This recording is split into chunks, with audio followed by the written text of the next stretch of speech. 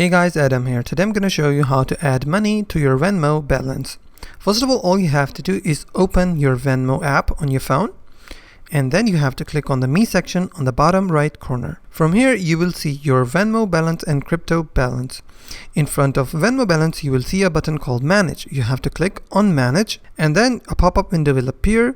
Will ask you two options and give you two options called Transfer to Bank and Add Money. You have to select the option called Add Money, tap on it, and then it will show you how do you want to add your money by selecting which bank account. You have to select a bank account that you want to extract money and add it into your Venmo balance. Or you can also add a new bank or debit card.